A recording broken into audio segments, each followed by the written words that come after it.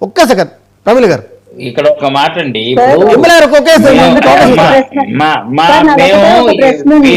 సామాజిక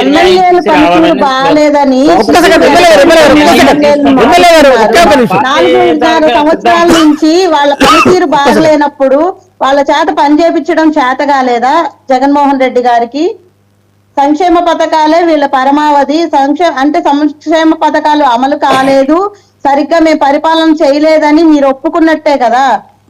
ముఖ్యమంత్రి గారు పైనుంచి పరిపాలించారు. ఏ నియోజకవర్గంలో ఆ ఎమ్మెల్యే పనిచేస్తేనే ప్రజలకు అన్ని సక్రమంగా అందుతున్నప్పుడు, అంటే ఎమ్మెల్యేలు పనిచేయలేదంటే ప్రభుత్వం ఖచ్చితంగా సరిగ్గా పనిచేయలేదని వీళ్ళు ఒప్పుకొని మారుస్తున్నట్టేనా ఎమ్మెల్యేలని?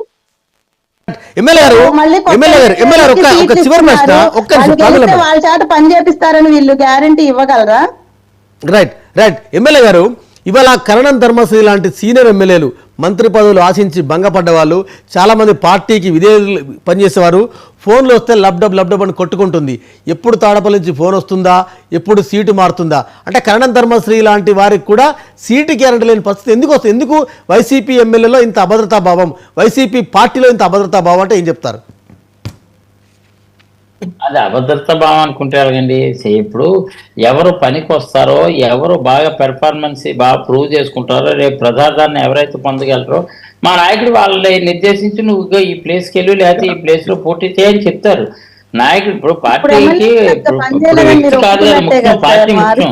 పార్టీ సైద్ధాంతికంగా కొన్ని నిర్ణయాలు తీసుకున్నప్పుడు పార్టీ నిజంగా పార్టీ విధేయులు అయితే మాత్రం పార్టీ అధినాయకుడు అయినటువంటి పార్టీ అధ్యక్షుడైన జగన్మోహన్ రెడ్డి గారు ఆయన మాట ఏది చెప్తే అది చెయ్యాలి. అదే అదే అదే కట్టుబాటు. కాదండి ఎమ్మెల్యే గారు, మీరు బలిపీఠ ఎక్కేందుకు సిద్ధంగా ఉన్నారా? బలి ఇవ్వడానికి సిద్ధంగా ఉన్నారా? ఒక మాట చెప్పండి, ఒక మాటలో. బలి ఇవ్వడం పార్టీ నాయకుడు ఏది ఆదేశిస్తే అది చేయాలండి. అది చేయడానికి సిద్ధమే, ఎందుకు కాదు? పార్టీ అప్పుడే కదా, లేకపోతే పార్టీ వెళ్ళిన పార్టీ కోసం ఎందుకు ఎట్టి పరిస్థితిలో కూడా ఆయన ఎక్కడ పోటీ చేయమంటే చెయ్యాలి.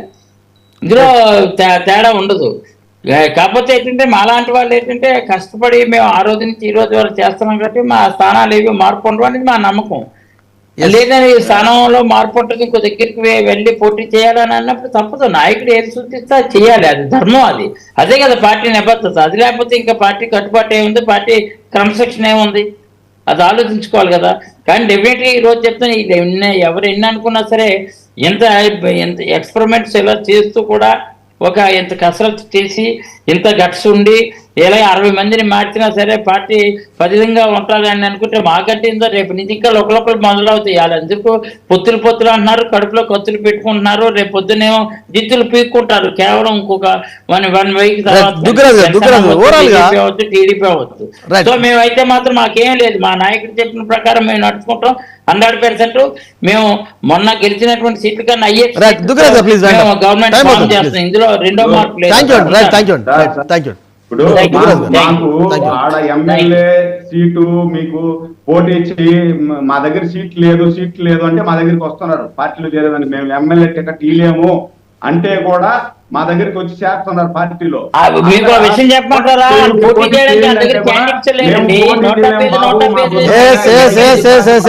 ప్రమిళ గారు, టైం అవుతుంది. ఒక్క సెకండ్ అండి, ఎమ్మెల్యే గారు ఒక్క సెకండ్ ప్లీజ్. ఎమ్మెల్యే గారు ఒక్క నిమిషం అండి. ధర్మశ్రీ గారు ఒక్క సెకండ్. ధర్మశ్రీ గారు ప్రమిళ గారు మాట్లాడే టైం అవుతుంది. ఇక్కడ కాదు అనుకున్నారు, ఏదో ఆశావాళ్ళు ఇంకా పరిగెట్టవచ్చు. కానీ యాక్చువల్ టీడీపీ అయితే 175 పెట్టలేదు క్యాండిడేట్లే అలా దొరకలేదు. జనసేనకి అయితే అసలు కొన్ని జిల్లాల్లో కాంగ్రెస్ పార్టీ కూడా ఉంటుందండి, కాంగ్రెస్ పార్టీ కూడా 170 మంది ఉంటారు. Right right. ప్రమిళ గారు మాట్లాడు. ప్రమిళ గారు టైం అవుతుంది. మీ దగ్గర టికెట్ మాకు అవసరం లేదా, మీ కండువా వేస్తే మాకు చాలు. రైట్, టైం అవుతుంది. రైట్. దుగ్గరాజు గారు ఏం చెప్తారు ఓవరాల్ గా? మీట్లో ఉన్నట్టున్నారు. చేసే రాజకీయ వాదన టీవీల్లో అనవసరం అండి. వీధుల్లో ప్రచారానికి వెళ్ళినప్పుడు చేసుకోవాల్సిన వాదన ఇక్కడ చేస్తున్నారు. మనం చూడాల్సిందంతా కూడా టెక్నికల్ గా జరుగుతున్న తప్పులు మాత్రమే. ఇక్కడ జరుగుతున్నది ఓటర్ల లిస్టు తయారీ దగ్గర నుంచి మోసాలు మొదలవడం అనేటువంటిది ప్రజాస్వామ్యానికి ఏమాత్రం మంచిది కాదండి. ఎవరిని గెలిపించుకోవాలి అనేటువంటిది ప్రజలు నిర్ణయించుకునే స్వేచ్ఛ ఇవ్వాలి. సో దానికన్నా ముందే మనం వాళ్ళని అతను ఎలిమినేట్ చేసి మనం ఇదేమి డెమోక్రసీ అవుతుంది. కాబట్టి రేపటి నుంచి కూడా మేమంతా ఇక్కడ తీసుకున్న ఒక నిర్ణయం ఏమిటంటే, అధికారికంగా జాబితా బయటికి రాగానే ర్యాండమ్ గా తలా ఒక నియోజకవర్గంలోకి వెళ్ళి అసలు ఏం జరిగింది, ఇక్కడ ఎన్ని ఓట్లు తొలగించబడ్డాయి, ఎన్ని జరగబడ్డాయి అనేటువంటిది మేము ఒక జాబితా తయారు చేయడానికి సిద్ధంగా ఉన్నాం ఇండిపెండెంట్ గా. Right, అంటే right. Democracy citizens for democracy తరఫున ఈ పని చేయబోతున్నామండి. అసలు ఏం జరుగుతోంది ఇక్కడ, వైకాపా, తెలుగుదేశం, జనసేన అనేది కాదు, ప్రజాస్వామ్యం అనేది ముఖ్యమండి.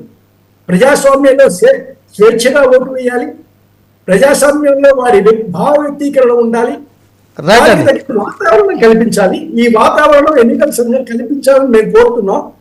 మా ప్రయత్నం కూడా అదే. బహుశా మేము దాంట్లో సక్సెస్ అవుతామని భావిస్తున్నాం. Yes, thank you very much అండి. చూద్దాం ఏం జరుగుతుంది రేపు. దొంగ ఓట్ల కలకలం, దొంగ ఓట్ల ఏరివేత, అదేవిధంగా వైసీపీలో సంక్షోభం, రకరకాల అంశాలు రేపు ఏం జరుగుతుందో చూద్దాం ఏపీ రాజకీయాల్లో. Thank you very much Srinivasarao గారు, ధర్మశ్రీ గారు, సురేందర్ నాయుడు గారు, ప్రమిళ గారు, మీ అందరికీ కూడా ధన్యవాదాలు. రేపు మరో అంశంతో మళ్ళీ కలుద్దాం.